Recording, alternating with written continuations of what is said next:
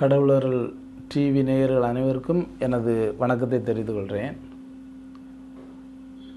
எனது பெயர் Joseph Benedict. சென்னையில் ஆன்சி சித்தாண்ட ஆயுர்வேதா மருந்து உற்பத்தி நிறுவனம் நடத்திட்டுருக்கேன். பாரம்பரியமாக சித்தர்கள் சொன்ன முறைப்படி மருந்து தயாரிச்சிட்ருக்கோம். ஏன்னா உலகத்திலே ஒரு அற்புதமான தேசம்னு நம்ம இந்தியா. அதில் சித்தர்களை படிக்கிறதுக்கு எனக்கு ஒரு வாய்ப்பு கொடுத்துருக்காங்க. அதை நான் முறைப்படுத்துறதுக்கான முயற்சி நான் பண்ணிகிட்ருக்கேன். அதனால் நம்ம மருத்துவத்தில் உடனடியாக தீர்வு உண்டு. 5 நிமிஷம் 10 நிமிஷத்துலேருந்து ஒரு நாளைக்குள்ளால் ஏதோ ஒரு மாற்றம் கிடைக்கும். அதாவது விருந்து மருந்து 3 நாளுங்க மாதிரி அந்த மாற்றங்கள் கொடுக்கக்கூடிய அற்புதமான மருத்துவர்கள் தான் நம்ம இப்போ பேச போகிறது. காலை வணக்கங்கள். இன்றைக்கி காலையில் இந்த ஒரு விஷயத்த சொல்ல வேண்டியதாக இருக்குது. சைனஸ் அப்படின்னா எல்லாத்துக்குமே தெரியும். இன்றைக்கி நிறைய சின்ன பிள்ளையிலேருந்து பெரிய ஆட்கள் வரைக்கும் ரொம்ப கஷ்டப்பட்டு இருக்கக்கூடிய ஒரு நோய் தான் சைனஸ். அப்போ இது ஏன் உருவாகுது, எப்படி உருவாகுங்கிறத நம்ம பார்ப்போம். கடவுள் படைப்பில் ஒரு அற்புதமான விஷயம் நம்ம உடம்புல உள்ள சளி. அதாவது வாத பித்த கபத்தில் வரக்கூடிய அந்த கபம் சளி அப்படின்னா இது மூக்கில் தங்கியிருக்கு, அடுத்தால தொண்டையில் தங்கியிருக்கு, அடுத்தால மார்பில் தங்கியிருக்கு. இந்த 3 இடமும் சளிக்கான இடம். அப்போ இந்த 3 இடமும் எதுக்காக சளி தங்கியிருக்குன்னு பார்த்தோன்னா, இப்போ நம்ம உதாரணமாக சுவாசிக்கும். அதாவது சுவாசிக்கும் போது கீழே ஒரு கிட்டத்தட்ட 1 அடி தூரத்துலேருந்து வரைக்கும் நம்ம அந்த சுவாசம் இழுக்கும்போது காற்று உள்ளுக்க போகும். காற்று உள்ளுக்க போகும்போது கிட்டத்தட்ட மில்லியன் கணக்கில் டஸ்ட்டு உள்ளுக்க போயிட்டுருக்கோம். அதாவது நுண்துகள், அதாவது நம்ம கண் பார்வைக்கு தெரியாது. ஆனால் ஒரு ஒளிக்கட்டையில் பார்த்தோம்னா ஊடுருவி பார்க்கும்போது அந்த நுண்துகள்கள் தெரியும். அந்த மாதிரி டஸ்ட்டை போகக்கூடியதை ஃபில்ட்ரு பண்ணதுக்கான ஒரு அமைப்பு தான் இந்த சைனஸ் அப்படிங்கிற ஒரு சளி உருவாகுது. அதாவது மூக்கில் இந்த இடத்துல சளி உருவாகும். அப்போ நம்ம சுவாசிக்கும் போது அதை ஃபில்ட்ரு பண்ணதுக்கு தான். சப்போஸ் அதில் ஃபில்ட்ரு ஆகலை, அதான் நம்ம சுவாசிக்கும் போது இந்த இடத்துல ஃபில்ட்ரு ஆகலைன்னா அந்த சளி போய் தொண்டையில் தங்கிக்கிடும். சப்போஸ் இதுலேயும் ஃபில்ட்ரு ஆகலைன்னா அதுதான் போய் லங்ஸில் பாதித்து அதில் போய் தங்கி நாளடைவில் எலும்புரிக்கு நோயும் வீசிங் அப்படின்னு உண்டாக்கக்கூடியது. இப்போ நம்ம சைனஸ் அப்படின்னு பார்த்தோம்னா மூக்கிலேருந்து இங்கே கண் வரைக்கும் பரவி இருக்கக்கூடிய ஒரு சதப்பற்று அப்படின்னு சொல்லி இன்றைக்குள்ள மருத்துவம் சொல்லுது.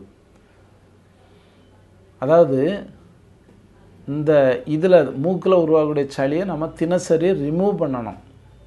தினசரி அதை எடுத்துகிட்டு இருந்தோம்னாக்கி அதுதான் முறையான பழக்கம். அதுக்காக தான் நம்ம பல் விளக்குது, அந்த சளியை எடுக்கிறதுக்காக.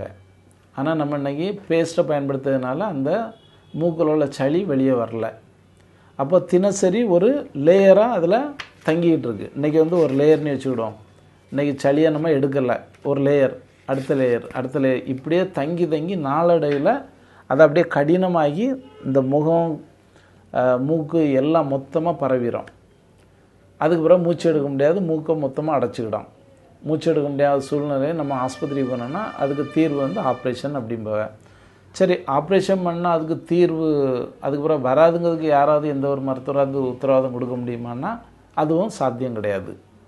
ஏன்னா ஒரு முறை நாம் ஆப்ரேஷன் பண்ணிட்டோம்னாக்கி திருப்பி வேகமாக வரும். மற்றபடி எந்த ஒரு நோயாக இருந்தாலும் 10 வருஷம் 15 வருஷம் எடுக்கும். 10 வருஷம் 15 வருஷம் ஆகி வந்த ஒரு நோய்க்கு ஆப்ரேஷன் தீர்வுன்னு சொன்னால் திருப்பி 1 வருஷத்துலேயே வரும். இது நிச்சய உத்தரவாத நோய். அதனால தான் ஆப்ரேஷனுங்கிறது தவிர்க்க வேண்டியது. தினசரி நம்ம பல்படியை பயன்படுத்தி அந்த சளியை நம்ம வெளியே எடுத்துட்டோம்னாக்கி அந்த சைனஸுங்க பிரச்சனை வராது. அப்போ இந்த சைனஸ் வரும்னாலே கூட தொண்டையிலையும் சதை அடைக்கும். அதாவது உள்நாக்குன்னு சொல்லுவோம். உள்ளுக்கு ஒரு சதை வளர்ந்துடும். அப்போ இதுக்கான ஒரு எளிமையான தீர்வு என்னென்னாக்கி, இப்போ தொண்டையில் வரக்கூடிய அந்த சளிக்கு, அதாவது அந்த ஒரு தொண்டைக்கட்டு, அதாவது ஒரு சதை மாதிரி இருக்கிறதுக்கு நல்லா பூண்டு இருக்கலாம், பூண்டை நசுக்கி அந்த அதுலேருந்து எண்ணெய் எடுத்து அது கூடால கொஞ்சம் வெங்கார பருப்பத்தை சேர்த்து கொஞ்சம் ஒரு சொட்டு அளவில் எடுத்து அந்த உள்நாக்கில் வச்சுட்டோன்னா அப்படியே கரைஞ்சி போயிடும். இதுக்கெல்லாம் ஆப்ரேஷன் பண்ண வேண்டிய அவசியமே கிடையாது. மூக்குக்கும் ஆப்ரேஷன் பண்ணக்கூடாது. ஆப்ரேஷன் பண்ண பிறகு பெர்மனண்ட்டாகவே நம்மளுக்கு ஒரு நோயாளியாட்டு தான் நம்மளுக்கு காட்டிகிட்ருக்கோம். அதனால் எந்த காரணத்தை கொண்டும் இந்த சைனஸ்க்காக ஆப்ரேஷனுக்கு போகக்கூடாது. நல்ல பல்பொடி இருக்குது, அதாவது சைனஸ் எல்லாம் தீக்கிறதுக்கான பல்பொடி. கூடவே வந்து அணுத்தைலம் அப்படின்ட்டு ஒன்று இருக்குது, அதை பயன்படுத்திட்டு பல்ல விளக்கணும்னு சொன்னால் மூக்கில் உள்ள சளியெல்லாம் வெளியே வந்துடும். அப்போ இதை பயன்படுத்தும் போது மூக்கில் மட்டும் இல்லாமல் தலையில் உள்ள நீரும் வெளியே வந்துடும். நன்றி, வணக்கம்.